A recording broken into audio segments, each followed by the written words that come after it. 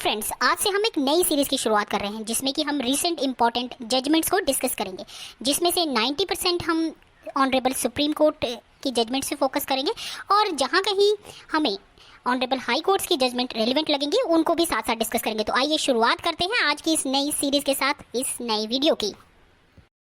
तो शुरुआत करते हैं Shakuntala versus state 2020 honourable supreme court की ये जजमेंट 8 जुलाई 2020 को आई है और ऑनरेबल सुप्रीम कोर्ट ने हालांकि इस केस में कोई नई बात नहीं कही। और Panduranga versus state of Karnataka 2013 volume 3 supreme court cases 721 इस पर रिलाय करते हुए ऑनरेबल सुप्रीम कोर्ट ने कहा कि हे शकुंतला, पांडुरंगा का अगर कोई वकील नहीं भी आ रहा तो आपको सुकून से काम करना है और केस को टेक्निकली डिसमिस ना करते हुए ऑन मेरिट उसका फैसला देना है। ये बात criminal appeal against order of conviction पे ऑनरेबल सुप्रीम कोर्ट ने कही। दहीबेन वर्सेस आनंद भाई कल्याण जी बांसुली जुलाई 9 2020 इस जजमेंट में ऑनरेबल सुप्रीम कोर्ट ने basically order 7 rule 11 of CPC को मैंडेटरी बताते हुए यह क्लैरिफाई किया कि कुछ लोग प्लेट का दही बना देते हैं और प्लेट में ही वो मेंशन करते हैं कि उन्होंने कौन कौन से डॉक्यूमेंट्स पे रिलाई करके प्लेट बनाया है। तो ऐसे केसेस में उस प्लेट को ही नहीं बल्कि उस डॉक्यूमेंट को भी साथ में पढ़ना है और टेस्ट यह है कि दोनों को साथ में पढ़ना है और दोनों को साथ में पढ़कर अगर एक मीनिंगफुल रीडिंग के बाद कोई कॉज ऑफ एक्शन नहीं दिखता या टाइम बार दिखता है या लॉ से बार दिखता है तो you have no other option then to reject it. तो यह बात कही गई दही बैन में कि दही को फेंक दो। भाई मैं ये फॉर्मूला आपको साथ में इसलिए बता रहा हूं ताकि इस वीडियो को देखते समय और ऑडियो को सुनने के बाद ये जजमेंट भी आपको याद हो जाए। अर्जुन पी खोटकर वर्सेस कैलाश के गोरंट्याल जुलाई 14 2020 ऑनरेबल सुप्रीम कोर्ट की ये जजमेंट है और यहाँ पर ऑनरेबल सुप्रीम कोर्ट ने ये क्लैरिफाई किया कि वो शफी को ओवररूल करते हैं। अनवर को क्लैरिफाई करते हुए उन्होंने ये कहा कि इंडियन एविडेंस एक्ट की सेक्शन 65B(4) जो है वो ऑर्डिनरीली मैंडेटरी है और कंडीशन प्रेसिडेंट भी है। तो कोई भी व्यक्ति यदि सर्टिफिकेट इशू करने से रिफ्यूज़ करता है और रिफ्यूज़ करने पर अगर एप्लीकेशन देता है तो जस्ट आप have no other option but to ask कि भाई पहले आप सर्टिफिकेट दें फिर ही आगे बढ़ा जाएगा। हाँ, कुछ केसेस में प्रोसिक्यूशन को बोला जा सकता है कि वो बाद में ऐसा कोई सर्टिफिकेट दे दें। और नेक्स्ट जो जजमेंट है वो है RN राज वर्सेस चंडीगढ़ एडमिनिस्ट्रेशन। भाई हम लोग आर्य हैं और आर्य लोग किसी के साथ भेदभाव नहीं करते। दिल्ली की एक बड़ी ही अनमोल जजमेंट अनमोल भंडारी 2012 इस पर रिलाय करते हुए ऑनरेबल सुप्रीम कोर्ट ने RN राज में भी हेल्ड किया कि डिसेबल्ड को SC और ST के बराबर ही बेनिफिट मिलना चाहिए क्योंकि वो भी सोशली बैकवर्ड हैं। अब नेक्स्ट यहाँ पर केस है वो है Shri Martand Verma versus state of Kerala 2020 honourable supreme court की जजमेंट है। पद्मनाभ स्वामी टेम्पल केस के बारे में किसने नहीं सुना। इसके राजा श्री मार्तंड वर्मा वो इस केस में एक पार्टी थे।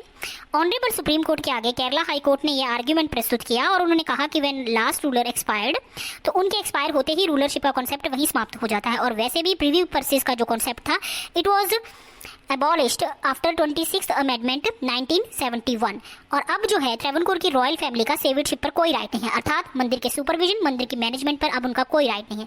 पर यहाँ पर ऑनरेबल सुप्रीम कोर्ट ने कहा जी नहीं, लास्ट रूलर के मरने पर डेथ के बाद राइट ऑफ जो सेवियरशिप है वो गवर्नमेंट के पक्ष में लैप्स नहीं करता और उन्होंने मैटरनल लीनियज सक्सेशन के कस्टम को भी एक्नॉलेज किया और साथ ही रॉयल फैमिली का जो सेवियरशिप का राइट है उसको भी एक्नॉलेज करते हुए फाइनली सेवियरशिप का जो राइट था वो रॉयल फैमिली को हैंड ओवर कर दिया।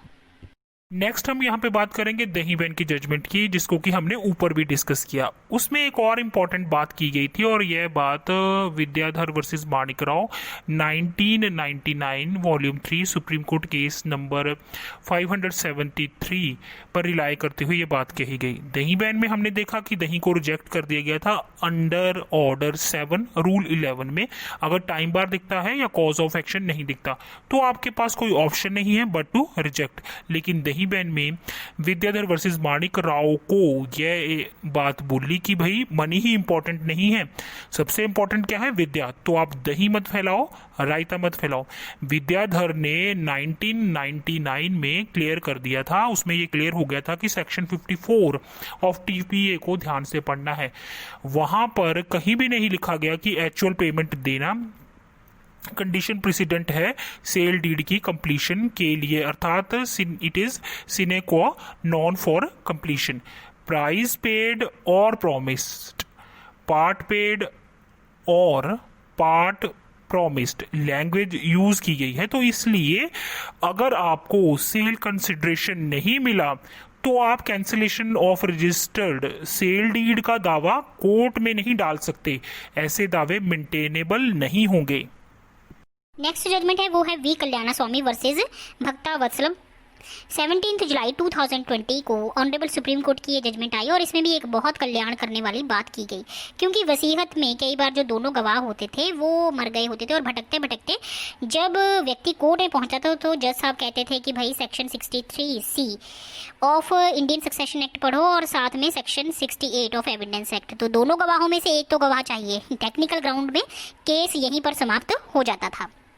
तो अब 2020 में ऑनरेबल सुप्रीम कोर्ट की जो जजमेंट आई है उसमें उन्होंने कहा है कि भाई ध्यान से पढ़ो, सेक्शन 69 जो है वो 68 का क्लियर डिपार्चर है और एक तरह से एक्सेप्शन भी है, और वो यहाँ पर लिटरल कमांड है सेक्शन 69 का। तो अगर दोनों नहीं भी आ सकते तो one of the attesting witness की हैंड राइटिंग को ही प्रूव कर दो, तो यहाँ पर उसको प्रूव करते ही आपकी ड्यूटी जो है वो ओवर हो जाती है। तो अब जो यहाँ पर लीगल क्वेश्चन फ्रेम किया गया था कि whether under section 69 of evidence act the attestation as required under section 63 of Indian succession act with attestation by the two witnesses has to be proved. तो यहाँ पर आंसर है it is sufficient to prove that the attestation of at least one attesting witness is in his hand writing. Final judgement जो हम यहाँ पे discuss करें that is union of India versus NK Srivastava. और इस जजमेंट को अगर हम ध्यान से पढ़ें देखें तो इसमें हमें उस क्लेवरनेस का पता चलता है जो कि वास्तव में की जाती थी। कुछ लोगों को दान दक्षिणा का दिखावा करके बाकी देवर डूइंग द बिजनेस। तो ऐसे लोग कंज्यूमर फोरम के एम्बिट से बाहर नहीं थे। कंज्यूमर फोरम प्रोटेक्शन एक्ट के अधीन वो ये आर्ग्यूमेंट नहीं दे सकते थे कि भाई they are doing just charity. अगर आप 100% मेडिकल सर्विस दे रहे हैं तब तो आप इसके प्रिव्यू से आउटसाइड हैं, लेकिन if you are doing it only for eye wash, अगर आप कुछ परसेंट चैरिटी कर रहे हैं लेकिन बल्क में लोगों से मनी मिंटिंग कर रहे हैं, जो कि मोस्ट ऑफ द केसेस में देखा गया है कि मिशनरीज दे आर डूइंग, वो ये टेक्निक अपनाते हैं। तो इसमें यह कहा गया कि वास्तव में बिजनेस क्या चल रहा है, यानी एनके श्रीवास्तव। तो यहाँ पर वास्तव में जो बिजनेस चल रहा था चैरिटी की आड़ में उसको पॉइंट आउट किया गया। तो फिर यहाँ पर हेल्ड किया गया कि भाई ऐसे केसेस में you would not lie outside the preview of the jurisdiction of consumer forum.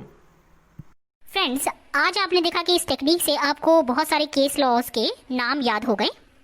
तो चलिए चलते चलते एक क्विक रिवीजन हो जाए। शकुंतला के केस में आपने ये देखा कि भाई सुकून से केस को मेरिट पे डिसाइड करना है, और दही बहन में दही को रिजेक्ट कर देना है अंडर ऑर्डर 7 रूल 11। और अर्जुन पंडित में अगर पंडित जी रिफ्यूज करते हैं P for Pandit and P for production of certificate, तो भाई उन्हें सर्टिफिकेट प्रोड्यूस करने के लिए बोलना है। आर्य राज में हमने जाना कि हम आर्य किसी के साथ भेदभाव नहीं करते, तो डिसेबल्ड को भी SC और ST के बराबर ही बेनिफिट देना है, और यह अनमोल बात दिल्ली की अनमोल जजमेंट से ली गई। नेक्स्ट जजमेंट है श्री मार्थंड वर्मा की। तो नाम से ही पता चलता है कि ये साउथ का है, तो श्री पद्मनाभ स्वामी टेम्पल से रिलेटेड ये जजमेंट है, जिसमें कि सेवियरशिप का right royal family of Travancore को दे दिया गया। दही बहन में एक और इम्पोर्टेंट बात मेंशन की गई विद्याधर वर्सेस माणिकराव पर रिलाई करते हुए कि भाई मनी या पैसे को ज़्यादा इंपॉर्टेंस नहीं देना और ना ही इस ग्राउंड पर कैंसिलेशन की मांग करनी है। नेक्स्ट जो जजमेंट थी यहाँ पर वो थी वी कल्याणा स्वामी वर्सेस भक्ता वत्सलम। तो यहाँ पर ये हेल्ड किया गया कि भाई भटकने मत दो, कल्याण करो। दोनों गवाहों में से अगर बोथ ऑफ देम डाइड तो थर्ड पर्सन को लाकर एक भी अटेस्टिंग विटनेस के जो सिग्नेचर हैं उसकी हैंड राइटिंग को प्रूव कर दो, बस। फाइनल जो जजमेंट थी वो थी union of India versus NK Srivastava की। वास्तव में क्या चल रहा है, चैरिटी चल रही है पूरी पूरी, या चैरिटी की आड़ में कोई बिजनेस चल रहा है? केवल 4 लोगों को फायदा देकर बाकी लोगों से मनी मिंटिंग तो नहीं कर रहे। तो ऐसे लोग अगर कर रहे हैं मनी मिंटिंग तो वो भी कंज्यूमर फोरम के ज्यूरिडिक्शन के प्रीव्यू के अधीन आते हैं। जी हाँ, इस नई सीरीज के अधीन ऐसे ही कुछ नए केसेस के साथ, जजमेंट्स के साथ आपके समक्ष फिर से उपस्थित होंगे।